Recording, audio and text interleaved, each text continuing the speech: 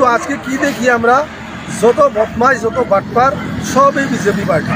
তারা ভালো কাজ বলে কিছুই করে না, শুধু অন্যায় কাজ করে। তো বদমাইশ যত বাটপার সব এই বিজেপি পার্টি।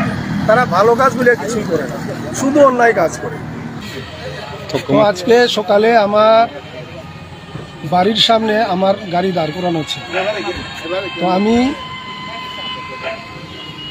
বাইরে যাওয়ার কথা, খাওয়া দাওয়া করিয়া আমি যাওয়ার সময় আসা দেখি যে আমার গাড়ি ভাঙ। আর কারা ভাঙছে, এইখানে আমাদের পাশেই কর্ণজিৎ সিনহা এবং বিজেপির কিছু কার্যকর্তা মিলে এটা ভাঙছে। সামনে আপনাদের গাড়ি দেখেন, আমার গাড়ি।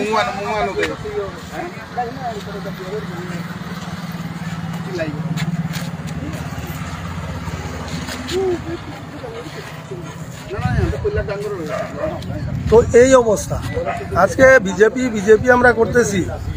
এই বিজেপি পার্টি, আমিও দীর্ঘদিন বিজেপির কার্যকর্তা ছিলাম, কিন্তু এই বিজেপিতে এমন এমন লোক আইছে যারা বিজেপি সম্পর্কে কোনো জ্ঞান নাই। এই যে গুন্ডাগিরি, এই মাফিয়াগিরি, এটা আমরা কি দেখি আমরা সত্যের প্রতিবাদ আমি করবো, কিন্তু যদি প্রশাসন তার লেভেলে যদি এটা সঠিক না করে তাহলে পরিণাম কি হবে আমি বলতে পারবো না। প্রশাসনকে আমি আগে থেকেই সকালেই ফোন করেছি, এইরকম এখানে আনাগুনা দেখতেছি, আপনারা পুলিশ পাঠান। ওসি, এখানকার কৈলাসহরের ওসি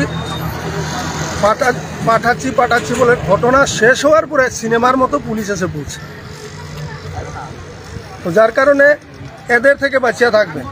এখানে ত্রিপুরাতে বা কৈলাসহরে, চণ্ডীপুরে বিজেপির নাম নিয়ে যারা দুষ্কৃতিকারী, তারা এখানে বিজেপি পার্টি, ভালো মানুষ আর বিজেপি করে না, এখন এই দুষ্কৃতিকারীরাই বিজেপি পার্টিটা করছে।